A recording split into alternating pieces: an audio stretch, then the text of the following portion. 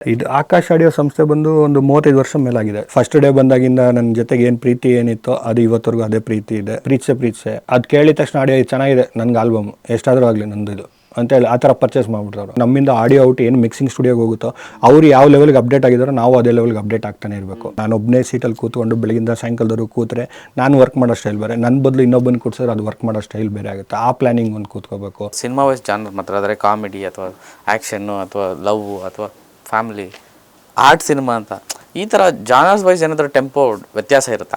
ಇರುತ್ತೆ, ತುಂಬ ಇರುತ್ತೆ. ಕಾಮಿಡಿ ಪಿಕ್ಚರ್ ಮಾಡಿದಾಗ ಏನಂದ್ರೆ ಆದಷ್ಟು ಕಾಮಿಡಿ ಎಲ್ಲರ ಬಾಯಲ್ಲೂ ಬರೆಸ್ಬೇಕು, ಆದಷ್ಟು ನಗು ಎಲ್ಲೆಲ್ಲೂ ಬರೋಕ್ಕಾಗುತ್ತೋ ಪಂಚಸ್ ಹೊಡೀರಿ ಅಂತ ಪಂಚಸ್ ನೋಡ್ತೀವಿ. ಅದೇ ಥರ ನೋಡಿದ್ರೆ ಈಗ ಕಮರ್ಷಿಯಲ್ ಪಿಕ್ಚರ್ ಆದರೆ ಪಂಚ್ ಡೈಲಾಗ್ಗಳು ಕೇಳ್ತೀವಿ. ಆಮೇಲೆ ವಾಯ್ಸಸ್ಸು ಬೋಲ್ಡ್ ಆಗಿರಲಿ, ಯಾಕೆಂದರೆ ರೆಕಾರ್ಡಿಂಗ್ ಹೆವಿ ಮಾಡಿಸ್ತಾರೆ ಅಂತಾರೆ. ಆರ್ಟ್ ಪಿಕ್ಚರಲ್ಲಿ ಆದರೆ ಏನಂದರೆ ಎಫೆಕ್ಟ್ಸು ಮ್ಯೂಸಿಕ್ಕು ಎಲ್ಲ ಇರುತ್ತೆ, ಬಟ್ ಕಿರ್ಚಾಟ ಕಡಿಮೆ ಇರುತ್ತೆ, ಒಬ್ಬರಾದ್ಮೇಲೆ ಒಬ್ಬರೇ ಮಾತಾಡ್ತಿರ್ತಾರೆ. ಅದು ಯಾವ ಥರ ಪಿಕ್ಚರು ಅನ್ನೋದ್ರ ಮೇಲೆ ಹೋಗುತ್ತೆ. ಅದ್ರ ಮೇಲೆ ಪಿಕ್ಚರ್ ಮೇಲೆ ವರ್ಕ್ ಮಾಡ್ಕೊಂಡು ಹೋಗ್ತೀವಿ. ಆರ್ಟಿಸ್ಟ್ಗಳು ನೋಡಿದ ತಕ್ಷಣ ನಿಮಗೆ ಗೊತ್ತಾಗುತ್ತೆ ಈ ಆರ್ಟಿಸ್ಟು ಇವರು ಸಾಫ್ಟ್ ಮಾಡೋರು, ಇಲ್ಲ ಬೋಲ್ಡಾಗಿ ಮಾತಾಡೋರು, ಇಲ್ಲ ಕಿರ್ಚಾಡೋರು ಇವರು, ಆ ಥರ ಗೊತ್ತಾಗ್ಬಿಡುತ್ತೆ. ಡೈರೆಕ್ಟ್ರ್ ಯಾವ ಥರ ಆ್ಯಕ್ಟ್ ಮಾಡಿಸಿದ್ರೆ ನೋಡ್ಕೊಂಡು ಅದ್ರ ಪ್ರಕಾರನ ಅದು ಯಾವ ಮೂಡಲ್ಲಿದೆ ನೋಡ್ಕೊಂಡು ಹಂಗೆ ಮಾಡಿಸ್ಕೊಂಡು ಹೋಗ್ತಾ ಇರ್ತೀವಿ. ಆ್ಯಂಡ್ ಇನ್ನೊಂದು ತುಂಬ ವಿಷಯ ಹೇಳಿದ್ರಿ, ಈ ಆಕಾಶ್ ಸ್ಟುಡಿಯೋ ಆ್ಯಂಡ್ ಆನಂದ್ ಇದೊಂದು ನಂಟು, ಇದೊಂದು ನಿಮ್ಮ ಜೀವನದಲ್ಲಿ ತುಂಬ ಅತ್ಯಮೂಲ್ಯವಾದಂಥ ಒಂದು ಜರ್ನಿ ಇದೆ. ಆ್ಯಂಡ್ ಆಕಾಶ್ ಆಡಿಯೋ ಸಂಸ್ಥೆ ಇಂಡಸ್ಟ್ರಿಗೆ ಕೊಟ್ಟಂಥ ಕಾಂಟ್ರಿಬ್ಯೂಷನ್ ಭಾಳ ದೊಡ್ಡದು. ಅಂದರೆ ಈ ಥರದೊಂದು ಸೆಟಪ್ಪು ಇಂಡಸ್ಟ್ರಿಗೆ ಕೊಟ್ಟಂಥ ಒಂದು ಸಂಸ್ಥೆ, ಅದರ ಒಟ್ಟಿಗೆ ನೀವು ಒಂದು ಜರ್ನಿ ಮಾಡಿದ್ದೀರಾ. ಸೊ ಈ ಒಂದು ನಂಟಿನ ಬಗ್ಗೆ ಹೇಳೋದಾರ ಆದರೆ ಇದು ಆಕಾಶ್ ಆಡಿಯೋ ಸಂಸ್ಥೆ ಬಂದು ಒಂದು 35 ವರ್ಷ ಮೇಲಾಗಿದೆ. ಆಡಿಯೋ ಕಂಪ್ನಿ ಹೋಗಿ ಸ್ಟುಡಿಯೋ ಅಂತ ಮಾಡಿದ್ದು 93 or 94 ಸ್ಟುಡಿಯೋ ಸ್ಟಾರ್ಟ್ ಮಾಡಿದ್ರು. ಕನ್ನಡ ಇಂಡಸ್ಟ್ರಿಯಲ್ಲಿ ನಮ್ಮದು ಒಂದು ಸ್ಟುಡಿಯೋ ಇರಲಿ ಅಂತೇಳಿ ಸ್ಟಾರ್ಟ್ ಮಾಡಿದ್ದು 94. ನಾನು ಜಾಯ್ನ್ ಆಗಿದ್ದು 2000 ಆಕಾಶ್ ಆಡಿಯೋಗೆ. ಅಲ್ಲಿಂದ ಬಂದ ಮೇಲೆ 2002 ಈ ಸ್ಟುಡಿಯೋ ಮಾಡಿದ್ವಿ. 2002 ಇವತ್ತರೆಗೂ ಇದೇ ಸ್ಟುಡಿಯೋಲ್ಲಿ ನಾನಿದ್ದೀನಿ. ಆ ನಂಟು ಅವತ್ತಿಂದ ಇವತ್ತರೆಗೂ ಹಂಗೆ ಇದೆ. ಫಸ್ಟ್ ಡೇ ಬಂದಾಗಿಂದ ನನ್ನ ಜೊತೆಗೆ ಏನು ಪ್ರೀತಿ ಏನಿತ್ತೋ ಅದು ಇವತ್ತರೆಗೂ ಅದೇ ಪ್ರೀತಿ ಇದೆ, ಅದೇ ನಡೀತಾ ಇದೆ ಎಲ್ಲ. ಅಂದರೆ ಒಂದು ಕಡೆ ಆಡಿಯೋ ಕಂಪನಿ ಇದೆ, ಮತ್ತು ಈ ಒಂದು ಸಿನಿಮಾ ಪ್ರೀತಿ ಈ ಒಂದು ಸಂಸ್ಥೆಯವರೆಗೆ ನೀವು ಕಂಡಂತೆ ಹೇಗೆ ಸರ್? ತುಂಬ ಜಾಸ್ತಿನೇ. ಅವರು ನಮ್ಮ ಮಧು ಸರ್ ಇಷ್ಟಪಡೋಷ್ಟು ಬೇರೆ ಯಾರೂ ಇಷ್ಟಪಡೋಲ್ಲ ಅನಿಸುತ್ತೆ. ಬಟ್ ಅವ್ರಿಗೇನಂದರೆ ಫಿಲಮ್ ಮೇಲೆ ಫಿಲಮ್ಮು ಚೆನ್ನಾಗಿ ಬರಬೇಕು, ಫಿಲಮ್ ಇಂಡಸ್ಟ್ರಿಯಲ್ಲಿ ಚೆನ್ನಾಗಿರಬೇಕು, ಕನ್ನಡ ಇಂಡಸ್ಟ್ರಿ ಚೆನ್ನಾಗಿರಬೇಕು ಅಂತ ತುಂಬ ಆಸೆ ಪಟ್ಟವರು. ಅದರಿಂದ ಅವರು ಯಾವುದ್ರ ಬಗ್ಗೆನೂ ಏನು ಎಕ್ಸ್ಪೆಕ್ಟ್ ಇಟ್ಕೊಂಡೇ ಕೆಲಸ ಮಾಡಿ ಅನ್ನೋರು. ಯಾವುದನ್ನು ಕೇಳಬೇಡಿ, ಇದು ಪಿಕ್ಚರ್ ಚೆನ್ನಾಗಿ ಬರಬೇಕು, ಕೆಲಸ ಮಾಡಿ, ವರ್ಕ್ ಮಾಡಿ, ತೊಂದರೆ ಇಲ್ಲ, ಲೇಟ್ ನೈಟ್ ಅದ್ರಲ್ಲಿ ತೊಂದರೆ ಇಲ್ಲ, ಮಾಡಿ ನಾನು ಇರ್ತೀನಿ ಜೊತೆಗೆ ಅಂತ. ಈ ಕೆಲವು ಟೈಮಲ್ಲಿ ಅವರೂ ಇದ್ದರು ನಮ್ಮ ಜೊತೆಗೆ. ಬಿಗಿನಿಂಗ್ ಸ್ಟೇಜಸಲ್ಲಿ 2002 to 4-5 ಯಾವ ಥರ ಲೇಟ್ ಆಗುತ್ತೆ, ಇವತ್ತು ಡಬ್ಬಿಂಗ್ ಲೇಟ್ ಆಗುತ್ತೆ, ಇಲ್ಲ ಏನಾದ್ರು ಕೆಲಸ ಇದೆ ಆಡಿಯೋ ಕಂಪ್ನಿ ಕೆಲಸ ನಮ್ಮ ಜೊತೆಗೆ ಅವರು ಕೂತ್ಕೊಂಡವರು. ನೀವೊಬ್ಬರೇ ಏನಕ್ಕೆ ಮಾಡ್ತಾರೆ, ನಾನು ಇರ್ತೀನಿ ನಮ್ಮ ಜೊತೆಗೂ ಇರೋರು. ಬಟ್ ಅವ್ರಿಗೆ ಕನ್ನಡ ಇಂಡಸ್ಟ್ರಿ ಕಂಡ್ರೆ ತುಂಬ ಆತ್ಮೀಯ ಜಾಸ್ತಿ. ನಮ್ಮ ಇಂಡಸ್ಟ್ರಿನ ಯಾವತ್ತೂ ಒಂದು ಲೆವೆಲ್ಗೆಲ್ಲ ಇಟ್ಟಿರಬೇಕು, ನಾವು ಯಾವತ್ತೂ ಬಿಡಬಾರ್ದು ಅನ್ನೋದೊಂದು ಆಸೆ. ಇದ್ರ ನಿಟ್ಟಿನಲ್ಲಿ ಹೋಗ್ತಾನೆ ಇದೆ. ಆಡಿಯೋ ಕಂಪನಿ ವೈಸ್ ಆಗಲಿ, ಆಡಿಯೋ ವಿಚಾರದಲ್ಲಿ ಸಾಧನೆಗಳಾಗಲಿ ತುಂಬ ಲ್ಯಾಂಡ್ ಮಾರ್ಕ್ಸ್ನ ಮಾರ್ಕ್ ಮಾಡಿದ್ದಾರೆ. ಸೊ ಈ ಒಂದು 20-24 ವರ್ಷದಲ್ಲಿ ನೀವು ಈ ಒಂದು ಜರ್ನಿಯಲ್ಲಿ ನೀವು ಕಂಡಂಥ ಲ್ಯಾಂಡ್ ಮಾರ್ಕ್ಸ್ ಹೇಳೋದಾದರೆ? ನಾನು ಕಂಡಂಥ ಲ್ಯಾಂಡ್ ಮಾರ್ಕ್ಸ್ ಅದ್ರಾಗೆ ಉಪೇಂದ್ರ ಆಡಿಯೋ ರೈಟ್ಸ್ ಆಗಿರಲಿ, ಓಡೌಟ್ ಇದ್ದವರೆಲ್ಲ ಆಕಸ್ಮಿಕ ಈಗ ಎಷ್ಟು ಹೋಗಿ 1 ಕೋಟಿ ಅವತ್ತಿಗೆ ಕೋಟ್ ಮಾಡಿ ತೊಗೊಂಡು ಪರ್ಚೇಸ್ ಮಾಡಿದ್ದೆ ಆಡಿಯೋ ರೈಟ್ಸ್ನ. ಈ ಥರ ಅವರು ಪಿಕ್ಚರ್ಗೆ ಇಷ್ಟಪಟ್ಬಿಟ್ರು ಅಂದರೆ ಈ ಪಿಕ್ಚರ್ ನಾನು ತೊಗೊತೀನಿ, ಅದು ದುಡ್ಡು ಬಗ್ಗೆ ನಾನು ಕೇರ್ ಮಾಡಲ್ಲ, ನನಗೆ ಇರಬೇಕು ಆಡಿಯೋ ಅಂತೇಳಿ ತೊಗೊಂಡಿರೋ ಉದಾಹರಣೆಗಳು ತುಂಬ ಇದೆ. ತುಂಬ ಪಿಕ್ಚರ್ಗಳು ಆ ಥರ ತೊಗೊಂಡಿದ್ದಾರೆ. ಅವ್ರಿಗೆ ಇಷ್ಟ ಆಯಿತು ಆಡಿಯೋ ಕೇಳಿದ್ರೆ, ಈಗ ಪ್ರೀತ್ಸೆ ಅದು ಕೇಳಿದ ತಕ್ಷಣ ಆಡಿಯೋ ಚೆನ್ನಾಗಿದೆ, ನನಗೆ ಆಲ್ಬಮ್ ಎಷ್ಟಾದರೂ ಆಗಲಿ ನಂದು ಇದು ಅಂತೇಳಿ ಆ ಥರ ಪರ್ಚೇಸ್ ಮಾಡಿಬಿಟ್ರವರು. ಅವ್ರಿಗೆ ಏನಾದರೂ ಕೇಳಿದ ತಕ್ಷಣ ಇಂಪಾಗಿದೆ, ಚೆನ್ನಾಗಿದೆ, ಇದು ಓಡುತ್ತೆ ಅಂದರೆ ತೊಗೊಂಬಿಡೋರು. ಅದರಿಂದ ರಿಟರ್ನ್ ಬರುತ್ತಾ ಇಲ್ವಾ ಅಂತ ಗೊತ್ತಿಲ್ಲ, ಬಟ್ ಪರ್ಚೇಸ್ ಅಂತ ಮಾಡೋರು ಆ ಥರ. ಅದು ಸರ್, ಈ ಸ್ಟುಡಿಯೋಗೆ ತುಂಬ ಇಷ್ಟಪಟ್ಟು ಬರೋಂಥ ಒಂದಷ್ಟು ಕಲಾವಿದರಿದ್ದಾರಂತೆ. ತುಂಬ ಜನ ಇದ್ದಾರೆ ಇಂಡಸ್ಟ್ರಿಯಲ್ಲಿ. ಇವತ್ತು ಯಶ್ ಅವರಾಗಿರಲಿ, ದರ್ಶನ್ ಅವರಾಗಿರಲಿ, ಮುರಳಿ ಆಗಿರಲಿ, ಆದಿತ್ಯ ಆಗಿರಲಿ, ಅಪ್ಪು ಸರ್ ಆಗಿರಲಿ, ಶಿವಣ್ಣ ಆಗಿರಲಿ, ರಾಘಣ್ಣನೂ ಬರ್ತಾರೆ, ವಿಜಯ ರಾಘವೇಂದ್ರ ಆಗಿರಲಿ, ತುಂಬ ಜನ ಆರ್ಟಿಸ್ಟ್ಗಳಿದ್ದಾರೆ, ಧ್ರುವ ಸರ್ಜಾ ಆಗಲಿ, ಯಾರು ಬೇಕಾದ್ರೂ ಆಗಲಿ ತುಂಬ ಇಷ್ಟಪಟ್ಟು ಬರ್ತಾರೆ. ಅದರಲ್ಲೇನು ಇದಿಲ್ಲ. ಎಲ್ಲಿ ಬುಕ್ಕಿಂಗ್ ಅಂತ ಕೇಳ್ತಾರೆ, ಆಕಾಶ ಅಂದರೆ ಓಕೆ ಬಿಡು ನಮ್ಮನ್ನು ಬಿಡು ಅಂತ ಸೀದಾ ಬರ್ತಾ ಇರ್ತಾರೆ. ಸೀದಾ ಫೋನ್ ಮಾಡ್ತಾರೆ, ನಾಳೆಯಿಂದ ನಾನು ಬರ್ತಾ ಇದ್ದೀನೋ ಅಂತ ಫೋನ್ ಮಾಡ್ತಾರೆ, ರೆಡಿ ಇರು ಅಂತಾರೆ. ಆಯಿತು ಸರ್ ಅಷ್ಟೇ, ಸ್ಟಾರ್ಟ್ ಆವತ್ತಿಂದ ಬ್ಯಾಟು. ಅಪ್ಪು ಸರ್ ಹಾಡಾಡೋದೆಲ್ಲ ಒಂದಷ್ಟು ರೆಕಾರ್ಡಿಂಗ್ಸ್ ಎಲ್ಲ ಇಲ್ಲಿ, ಅಂದರೆ ಅವರು ಲಾಸ್ಟ್ ಒಂದು ಸಾಂಗ್ ಎಲ್ಲ ಬಿಟ್ಟಿದ್ರು, ಇಲ್ಲೇ ಹಾಡಿದ್ದು ಅದು ಮೇಲ್ಗಡೆ ಸ್ಟುಡಿಯೋಲ್ಲ, 3rd ಫ್ಲೋರಲ್ಲಿ ಬಡವರು ಬಂದು ಹಾಡಾಡಿದ್ರಲ್ಲ. ಸೊ ಅದು 3rd ಫ್ಲೋರಲ್ಲಿ ಆಡಿದ್ದು. ಅದೇ ಕೊನೆ ಹಾಡ ಇಲ್ಲ ಆಡಿದ್ದು? ಇಲ್ಲ, ನಮ್ಮ ಹತ್ರ ಆಗಿದ್ದು ಅದೇ ಕೊನೆ ಹಾಡು. ಅದು ರೆಕಾರ್ಡಿಂಗ್ ಮಾಡಿದ್ರು. ಅದಾದಮೇಲೆ ಅವ್ರದ್ದೇ ಸ್ಟುಡಿಯೋ ಅಂತ ಮಾಡಿದ್ರು, ಅಲ್ಲಿ ತುಂಬ ಹಾಡುಗಳು ಆಡಿದ್ರು. ಆಮೇಲೆ ಇಲ್ಲಿ ಬರೋದು ಬಿಟ್ಟರು. ಇಲ್ಲಿ ತುಂಬ ಇಷ್ಟಪಟ್ಟು ಬರ್ತಿದ್ರು ಅವರು. ಅವ್ರು ಯಾವುದೇ ಇದ್ದರೂ ಫಸ್ಟು ಫೋನ್ ಮಾಡಿ ಇಲ್ಲಿ ಹೇಳೋರು ಆಕಾಶ್ಗೆ ಹೇಳ್ಬಿಡಿ ಅಲ್ಲಿ ಬಂದು ಆಡ್ಬಿಡ್ತೀನಿ, ಇಲ್ಲ ಡಬ್ಬಿಂಗ್ ಇದ್ರೆ ಡಬ್ಬಿಂಗ್ ಹೇಳು. ಮೂವೀಸ್ ಆದರೂ ಅಷ್ಟೇ ನಂಗೆ ಆಕಾಶ್ ಹಾಕ್ಬಿಡಪ್ಪ ಬೇರೆ ಕಡೆ ಬೇಡ ಅನ್ನೋರು. ಅದು ಅವ್ರದ್ದು ಏನಂದರೆ ಅಪ್ಪು ಪಿಕ್ಚರಿಂದನೂ ಆ ನಂಟಿತ್ತಲ್ಲ ಫಸ್ಟ್ ಪಿಕ್ಚರ್ ಮಾಡಿಸಲಿಂದ ಅದೊಂದು ಪ್ರೀತಿ ಅದು ಹಂಗೆ ಇಬ್ಬರು ಕ್ಯಾರಿ ಆನ್ ಮಾಡ್ಕೊಂಡ್ಬಂದಿದ್ವಿ. ಸರ್ ನಮ್ಮ ಈ ಒಂದು ಆಕಾಶ್ ಸ್ಟುಡಿಯೋದಲ್ಲಿ ಕನ್ನಡ ಬಿಟ್ಟು ಬೇರೆ ಲ್ಯಾಂಗ್ವೇಜು ಆಗಿದೆಯಾ ಡಬ್ಬಿಂಗು?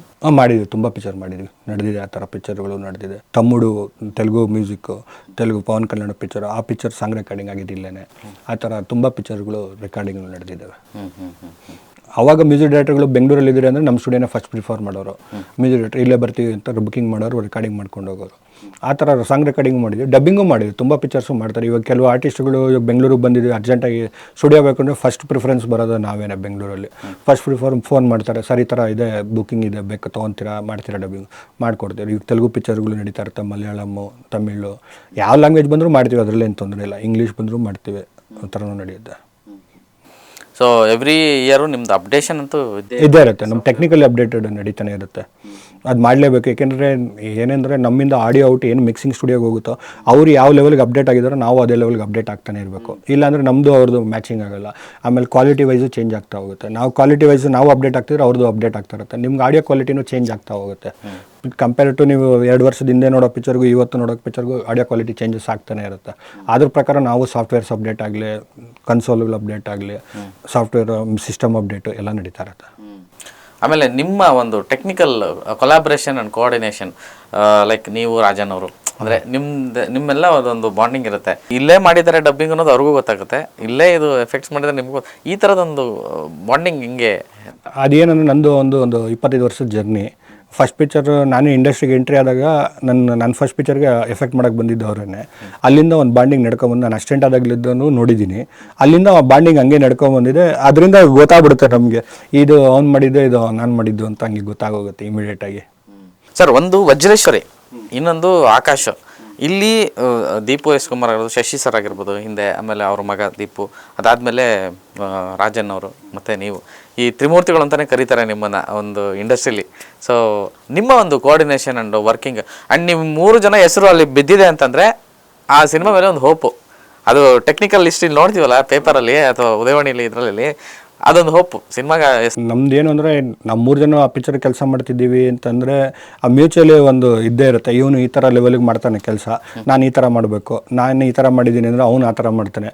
ಇದು ನಮಗೆ ನೋಡಿದ ತಕ್ಷಣ ಅರ್ಥ ಆಗುತ್ತೆ, ಅವ್ನು ನನಗೋಸ್ಕರ ಇದು ಜಾಗ ಬಿಟ್ಕೊಟ್ಟಾನೆ, ಇಲ್ಲ ನಾನೇನೋ ಮಾಡಬೇಕು ಇದಕ್ಕೆ ಜಾಗ, ಈ ಜಾಗದಲ್ಲಿ ನಾನು ತುಂಬಿಸ್ಬೇಕು, ಇಲ್ಲ ನಾನು ತುಂಬಿಸಿಲ್ಲ ಅಂದರೆ ಅವ್ನು ರಾಜನ್ ತುಂಬಿಸ್ಬೇಕು. ಈ ಥರ ನಮ್ಮ 3 ಜನಕ್ಕೂ ನೋಡಿದ ತಕ್ಷಣ ಗೊತ್ತಾಗುತ್ತೆ. It's understood matter. ಕೆಲವು ಟೈಮ್ ಮಾತಾಡಿದ್ದು ಉಂಟು, ಕೆಲವು ಪಿಕ್ಚರ್ಗಳಿಗೆ ಮಾತಾಡಿದ್ದು ಉಂಟು. ನಮ್ಮ 3 ಜನನು ನೋಡು, ನೀನು ಇಲ್ಲಿ ಎಷ್ಟಾಗುತ್ತೋ ಇಷ್ಟು ಕೆಲಸ ನೀನು ತುಂಬಿಸು, ನೀನು ಎಷ್ಟಾಗುತ್ತೋ ಅಷ್ಟು ತುಂಬಿಸು, ನಾನು ಅಲ್ಲಿ ಸ್ಪೇಸ್ ಕೊಟ್ಟಿರ್ತೀನಿ, ಇಲ್ಲ ನೀವಿಬ್ಬರು ತುಂಬಿಸ್ಬಿಡಿ ನಾನು ಅಲ್ಲಿ ಕಟ್ ಮಾಡ್ತೀನಿ, ಬೇಡ ಅನ್ನೋದು ಇರುತ್ತೆ. ಈ ಥರ ನಡೆಯುತ್ತೆ. ಕೆಲವು ಟೈಮ್ ಪಿಕ್ಚರ್ಸ್ ಜೊತೆಗೆ 3 ಜನನ ಕೂತ್ಕೊಂಡು ಪಿಕ್ಚರ್ಗಳು ನೋಡಿದಾಗ ಫೈನಲ್ ಪಿಕ್ಚರ್ ಫೈನಲ್ ಔಟ್ ಅಂತ ನೋಡ್ತೀವಿ. ಎಡಿಟ್ರು ಡೈರೆಕ್ಟ್ರು ಎಲ್ಲ ಕಟ್ ಮಾಡಿ ಫೈನಲ್ ಪಿಕ್ಚರ್ ಒಂದ್ಸತಿ ಬಂದು ನೋಡಿ ಅಂತಾರೆ. ಅವಾಗ ನೋಡೋಕೆ ಹೋದಾಗ ಮಾತಾಡ್ಕೋತೀವಿ ನಮ್ಮ 3 ಜನನು, ಮಚ್ಚ ಇಲ್ಲಿ ಜಾಗ ಕೊಟ್ಟಿದ್ರೆ ಇನ್ನೊಂಚೂರು ಜಾಗ ಕೊಡು, ನಾನು ಇಲ್ಲಿ ತೊಗೊತೀನಿ, ನೀನು ಇದು ಕೊಡ್ಬೋದು, ಇಲ್ಲ ನೋಡೋದು ಲ್ಯಾಗಿದೆ ತೆಗೆದುಬಿಡು, ನಂದು ತುಂಬ್ಸೋಕ್ಕಾಗಲ್ಲ ಒಂದು ತುಂಬ್ಸೋಕ್ಕಾಗಲ್ಲ. ಆ ಥರ ಮ್ಯೂಚುವಲಿನೂ ನಡೆದಿರೋದಿದೆ. ಸೊ ನಿಮ್ಮ ಒಂದು ಈ ಒಂದು ಪ್ರತಿ ಸಿನಿಮಾನು ಈ ಥರ ಡಿಸ್ಕಸ್ ಮಾಡ್ಕೊತೀರಾ ನೀವು? ಆಲ್ಮೋಸ್ಟ್ ಮಾತಾಡ್ತೀವಿ. ನಮ್ದಿಂದ ಇವಾಗ ನಂದು ಡಬ್ಬಿಂಗ್ ಮುಗೀತು ಒಂದು, ನಾನು ಡಬ್ಬಿಂಗ್ ಮುಗಿಸಿ ನಾನು ಪ್ರೀಮಿಕ್ಸ್ ಟ್ರ್ಯಾಕ್ ಅಂತ ಏನು ಕಳಿಸ್ಬೇಕಾರೆ ಹೇಳ್ತೀನಿ, ನೋಡೋ ಈ ಥರ ಇದೆ, ನನಗನ್ಸಿದ್ದನ್ನು ನಾನು ಅವ್ನಿಗೆ ಎಕ್ಸ್ಪ್ಲೈನ್ ಮಾಡಿರ್ತೀನಿ.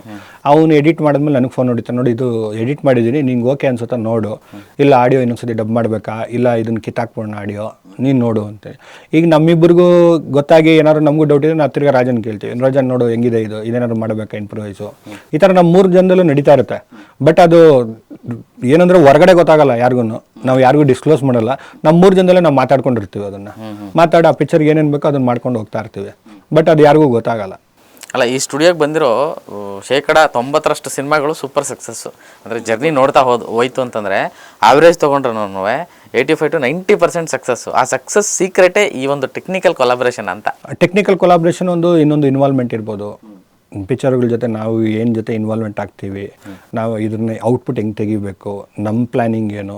ಈಗ ನಾನು ಏನಂದ್ರೆ ಇವಾಗ ನಾನು ಒಬ್ಬನೇ ಸೀಟಲ್ಲಿ ಕೂತ್ಕೊಂಡು ಬೆಳಗಿಂದ ಸಾಯಂಕಾಲದವರೆಗೂ ಕೂತ್ರೆ ನಾನು ವರ್ಕ್ ಮಾಡೋ ಸ್ಟೈಲ್ ಬೇರೆ, ನನ್ನ ಬದಲು ಇನ್ನೊಬ್ಬನ ಕೂತ್ಸಿದ್ರೆ ಅದು ವರ್ಕ್ ಮಾಡೋ ಸ್ಟೈಲ್ ಬೇರೆ ಆಗುತ್ತೆ. ಆ ಪ್ಲ್ಯಾನಿಂಗ್ ಒಂದು ಕೂತ್ಕೋಬೇಕು. ಜೊತೆಗೆ ಏನಂದರೆ ಎವ್ರಿ ಪಿಕ್ಚರ್ ಸ್ಟಾರ್ಟ್ ಮಾಡ್ಬೇಕಾದ್ರೆ ಏನೋ ಒಂದು ಬೇಸ್ ಇಟ್ಕೊತೀವಿ, ನೋಡು ಇದೇ ಟೋನಲ್ಲಿ ಹೋಗೋಣ, ಈ ಪಿಕ್ಚರ್ ಎಷ್ಟಾಗುತ್ತೆ ಇದೇ ಟೋನಲ್ಲೇ ಮಾತಾಡ್ಸೋಣ. ಆವಾಗ ಆರ್ಟಿಸ್ಟ್ ಎಲ್ಲರ ಕೈಲೂ ಅದೇ ಟೋನಲ್ಲೇ ಮಾತಾಡಿಸ್ತೀವಿ. ನೆಕ್ಸ್ಟ್ ಪಿಕ್ಚರ್ಗೆ ಅದನ್ನು ಕಾಪಿ ಮಾಡೋಕ್ಕೋಗಲ್ಲ, ಅದಕ್ಕೆ ಬೇರೆ ಥರ ಹಿಡಿತೀವಿ. ಯಾರು ಒಬ್ಬರದ್ದು ಆರ್ಟಿಸ್ಟ್ ಹಿಡ್ಕೊಂಡು ಆ ಆರ್ಟಿಸ್ಟ್ ಬೇಸ್ ಮೇಲೆ ಫಿಲ್ಮ್ ಪಿಕ್ಚರ್ ಡಬ್ಬಿಂಗ್ ಮಾಡಿಸ್ಕೊಂಡು ಹೋಗ್ತೀವಿ. ಅದು ನಮ್ಗೆ ಫಸ್ಟ್ ಡೇ ಇಲ್ಲ ಸೆಕೆಂಡ್ ಡೇ ಗೊತ್ತಾಗೋಗುತ್ತೆ, ಇದು ಈ ಥರನೇ ಮಾಡಿಸ್ಕೊಂಡು ಹೋದ್ರೆ ಇದು ಪಿಕ್ಚರ್ ವರ್ಕೌಟ್ ಆಗುತ್ತೆ, ಇದು ನೋಡೋಕ್ಕೂ ಚೆನ್ನಾಗಿರುತ್ತೆ ಅಂತ ಆ ಬೇಸ್ ಮೇಲೆ ವರ್ಕ್ ಮಾಡ್ತಾ ಇರ್ತೀವಿ ಅಷ್ಟೇ. ಅದು ಮೆಂಟಲಿ ನಾವು ಫಿಕ್ಸ್ ಆಗ್ತೀವಿ, ಹೇಳಕ್ಕೆ ಹೋಗಲ್ಲ.